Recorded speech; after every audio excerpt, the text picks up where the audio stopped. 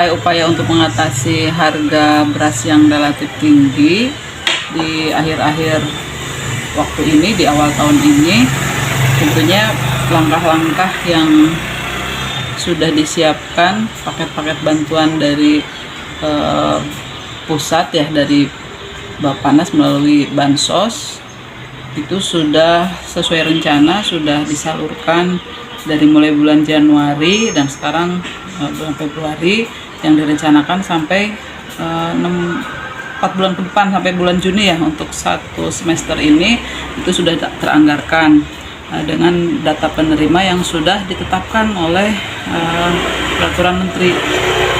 Nah, kemudian untuk dalam hal penyiapan stok beras di daerah, termasuk juga terkait dengan luas panen, luas tanam di kita di Ciamis. Nah, ini realisasi tanam padi untuk musim tanam 1 Okmar ya, dari Oktober sampai Maret 2024. Ini kita baru terrealisasi atau sudah terrealisasi 23.759 hektar yang tersebar di 27 kecamatan. Nah, dalam hal ini kita pun tiap minggu itu dari Dirjen Tanaman Pangan itu selalu memastikan tercapainya target luas tambah tanam. Karena kita jadwal tanamnya mundur ya, karena ada bencana El Nino, kekeringan yang panjang dan seterusnya, memang itu terjadi pemunduran tanam yang mengakibatkan mungkin sekarang stok beras Ciamis sendiri ini, ketersediaan beras di bulan Januari sebesar 29.152,39 ton, dengan kebutuhan beras konsumsi rumah tangga dan non-rumah tangganya itu sebesar 15.311,42 ton. Nah, surplus di kita itu sebesar 13.840,97 ton yang diperkirakan dapat mencukupi kebutuhan selama kurang lebih 1 bulan yang akan datang. Jadi untuk hal ini diinformasikan bahwa sebenarnya stok beras itu aman kalau menghitung secara jumlah kumulatif gitu. Nah, untuk prediksi panen di 27 kecamatan di bulan Februari ini, dari luas tanam dari bulan lalu yang siap panen bulan Februari itu diperkirakan sebanyak 6.400 ton GKG atau setara dengan 4.000 ton beras.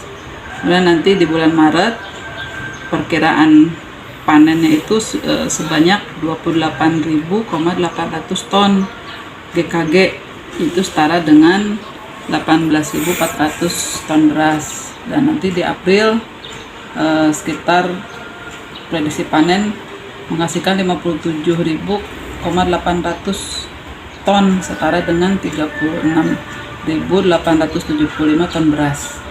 Nah, kira-kira itu yang kita sampaikan informasi terkait dengan ketersediaan dan perkiraan panen.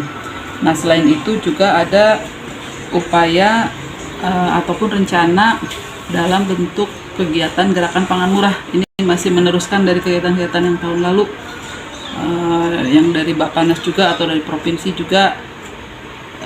Untuk tahun ini direncanakan nanti dimulai di bulan Maret ya,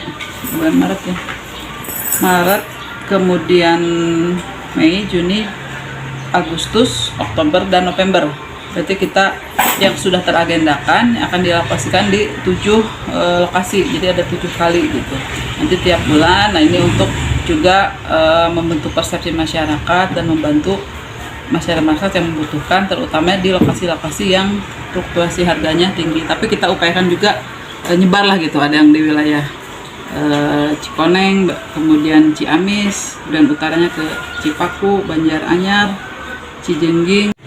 Jadi ada program pemerintah namanya SPHP atau stabilisasi pasokan dan harga pangan. Nah, itu beras yang disubsidi oleh pemerintah, jadi harganya lebih murah dari harga pasar. Nah, yang disalurkan kalau sebelumnya itu melalui operasi-operasi gerakan operasi pasar murah dan seterusnya yang dikoordinasikan oleh dinas atau pemerintah, bekerja sama dengan stakeholder dan juga BUMD. Nah, untuk bulan ini ada perluasan lagi, ditambah pelaku yang bisa menyalurkan itu diantaranya warung-warung kecil, warung-warung milik masyarakat, dan juga sampai ke retail modern. Nah, ada beberapa persyaratan yang harus dilengkapi oleh pihak-pihak warung ataupun toko ataupun retail modern apabila ingin menjadi salah satu penyalur atau kios yang menyalurkan beras SPHP, yaitu yang pertama melengkapi NIB, kemudian NPWP, foto tokonya, dan kapasitas penyimpanannya juga harus dicantumkan, atau gudang ya, gudang untuk menyimpan berasnya. Kemudian surat pernyataan, surat permohonan yang bisa didapat contoh atau belangkonya itu di Dinas Pertanian atau di Bulog juga bisa. Nah, yang terakhir fotokopi KTP ataupun SIM identitas lainnya. Nah, silakan kalau yang berminat untuk menjadi penyalur beras SPHP, silakan datang ke kantor Bulog atau ke kantor Dinas Pertanian.